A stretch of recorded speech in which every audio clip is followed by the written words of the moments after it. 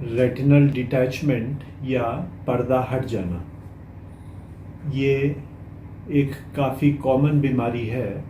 इसमें आँख का पर्दा जो पीछे की लेयर होती है, पर्दा या रेटिना अपनी जगह छोड़ देता है। इसको हम लोग रेटिनल डिटैचमेंट कहते हैं। ये यूजुअली मायोपिक लोगों में होता है, जिन लोगों का माइनस नंबर होता है। माइनस नंबर वालों में अक्सर पर्दे में छेद होते हैं, पर्दा वीक होता है, पर्दा फट जाता है और उसके पीछे पानी जाके पर्दा अपनी जगह छोड़ देता है, रेटिनल डिटैचमेंट हो जाता है।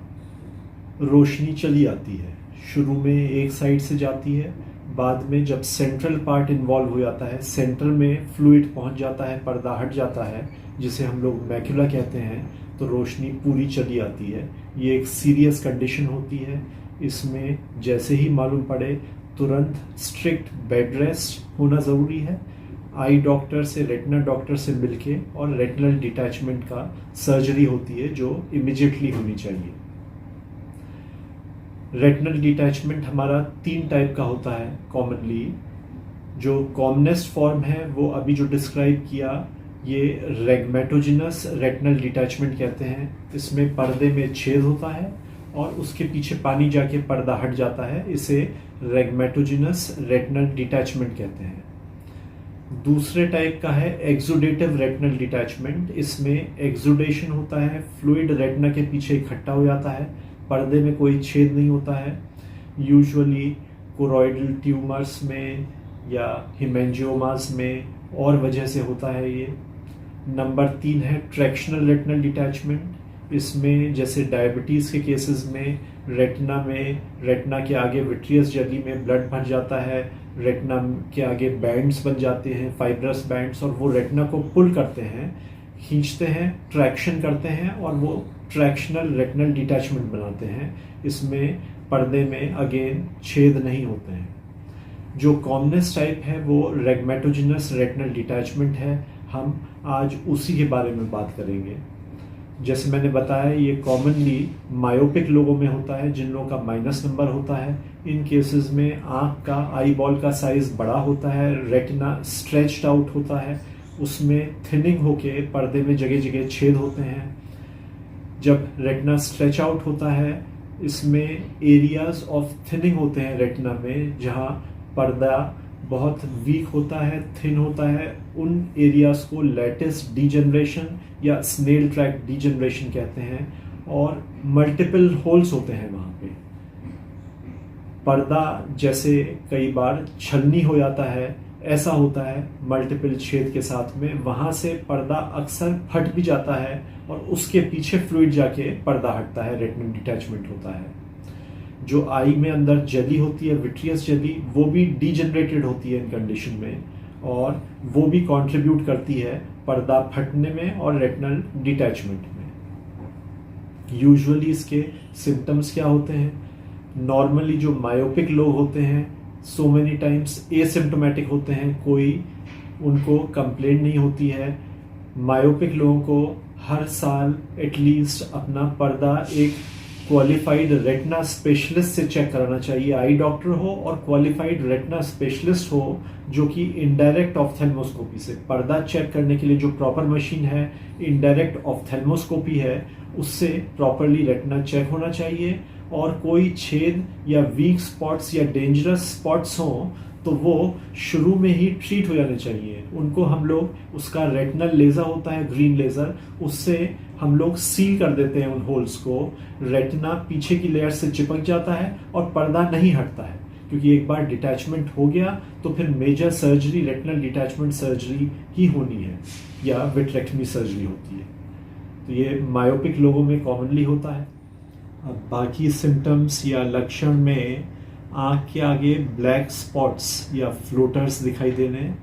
पेशेंट कंप्लेंट करेगा कि मुझे कुछ दिन से काले स्पॉट्स आँख के आगे दिखाई दे रहे हैं, या इन्हें हम लोग मस्की कहते हैं, या फिर photopsia means flash of light, light चमकना, एक साइड से लाइट चमक रही है, ये कंप्लेंट होती है। तो यूजुअली काले स्पॉट्स या photopsia, floaters and flashes of light, ये कॉमन कंप्लेंट्स होती हैं। तो ऐसे में एकदम से रेटिना स्पेशलिस्ट द्वारा रेटिना चेक होना चाहिए। इनडायरेक्ट ऑफ्थेल्मोस्कोपी से हम लोग चेक करते हैं, जो प्रॉपर मशीन होती है रेटिना चेक करने के लिए, और उससे कोई एरियाज ऑफ वीकनेस हैं या रेटिना डिटैचमेंट शुरू तो नहीं हो रहा है वो हमें मालूम पड़ जाता है, और उसका एप्रोप्रिएट ट्रीटमेंट शुरू में ही कर दिया जाता है, जिससे कि मेजर प्रॉब्लम ना आए। इसके अलावा जब एक बार डिटैचमेंट शुरू हो जाता है तो एक साइड से कम दिखाई देना शुरू हो जाता है। जिस साइड से पर्दे के पीछे फ्लूइड इकट्ठा होगा उसके ऑपोजिट साइड से हमें कम दिखाई देने लगेगा।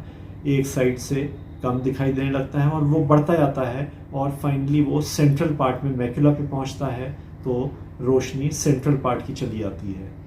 ऑपरेशन हम लोग सेंटर में पहुंचने से पहले अगर कर देते हैं तो प्रोग्नोसिस विजन की अच्छी होती है, रोशनी अच्छी आती है। एक बार सेंटर इन्वॉल्व हो जाए, मैक्युला इन्वॉल्व हो जाए तो रोशनी कम आती है, प्रोग्नोसिस कंपैरेटिवली ख़राब हो जाती है। जब पर्दे में छेद डिटेक्ट होते हैं, पर्दा फट जाता है या छेद है और डिटैचमेंट नहीं हुआ है, रेटिनल डिटैचमेंट नहीं हुआ है, मीन्स छेद के पीछे पानी नहीं गया है, तो ये स्टेज सबसे अच्छी होती है ट्रीटमेंट के लिए। इसमें ग्रीन लेज़र या रेटिनल लेज़र से इन छेद को हम लोग सील कर देते हैं, बंद कर देते हैं, जिससे कि पर्दा ना हटे।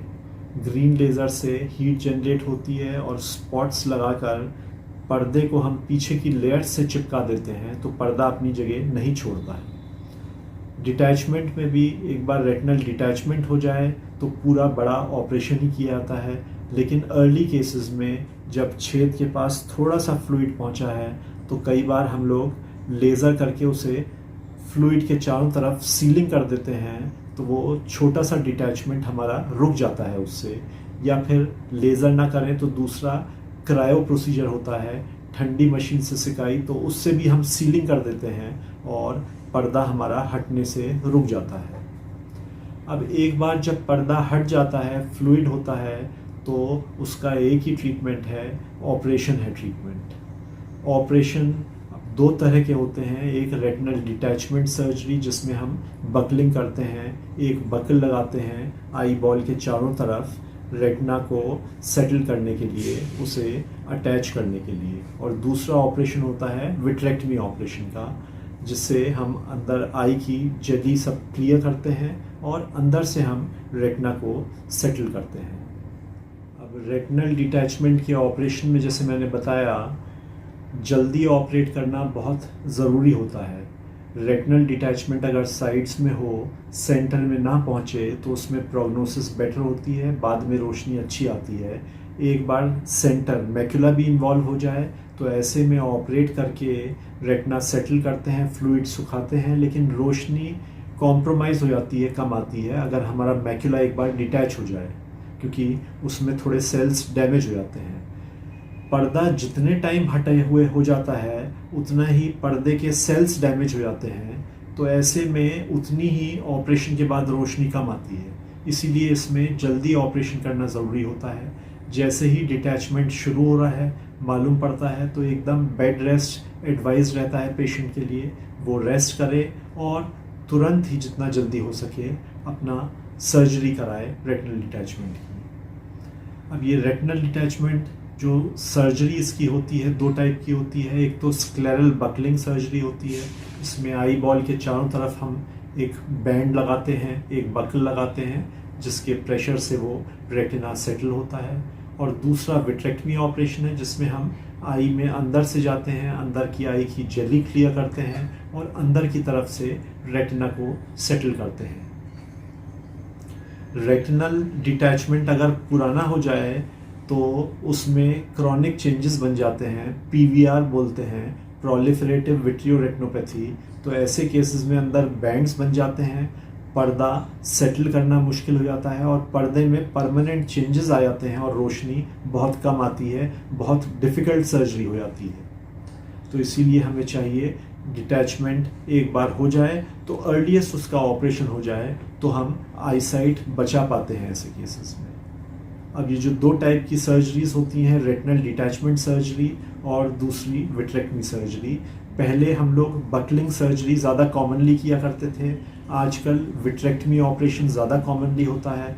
आजकल इसे MIVS बोलते हैं, माइक्रो इंसिशन विट्रेक्टमी सर्जरी, जिसमें स्टिचेस बहुत कम से कम होते हैं। लेकिन ये चीज़ सेकेंडरी है, सबसे पहले करेक्ट सर्जरी होके रेटिना हमारा सेटल होना चाहिए।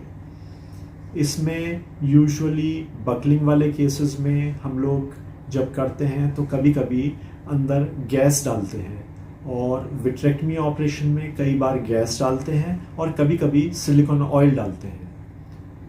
एयर या गैस डालते हैं, उसका एडवांटेज ये होता है कि ये कुछ टाइम बाद अपने आप ही एब्जॉर्ब हो जाती है और हमें दोबारा सर्जरी नहीं करनी पड़ती। लेकिन विट्रेक्टमी सर्जरी करके अगर ऑयल डालना पड़े तो वो फिर सेकेंड स्टेज में कुछ टाइम बाद किसी का 1 महीने वरना 3-4 महीने या 6 महीने पे रिमूव करना पड़ता है। लेकिन ऑयल हम लोग ख़राब केसेस में, जो बहुत पुराने या बहुत मल्टीपल ब्रेक्स वाले केसेस हैं जहाँ मल्टीपल छेद हैं, बहुत ख़राब केसेस हैं, उन केसेस में सिलिकॉन ऑयल डालना आई सेव करने के लिए ज़रूरी होता है।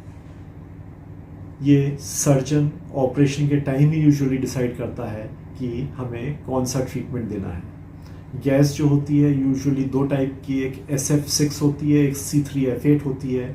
तो इन केसेस में 2 हफ्ते या 3-4 हफ्ते में ये गैस एब्जॉर्ब होती है और रोशनी आ जाती है सिंपल रेटिनल डिटैचमेंट केसेस में। ऑयल के केसेस में रोशनी आती है, जितना पर्दा ख़राब हुआ है उसके हिसाब से रोशनी आती है, और फिर कुछ टाइम बाद जब ऑयल निकालते हैं तब फिर रोशनी और बढ़ती है। ख़राब केसेस में दोबारा डिटैचमेंट का बहुत डर रहता है, तो जो बहुत ख़राब ओल्ड केसेस हो जाते हैं उन केसेस में प्रॉब्लम होती है। इसीलिए डिटैचमेंट जितना जल्दी हो जाता है उतने ही चांसेस उसमें बेटर होते हैं, रोशनी भी अच्छी आती है और रेटिना सेटल होने के चांसेस और बेटर होते हैं।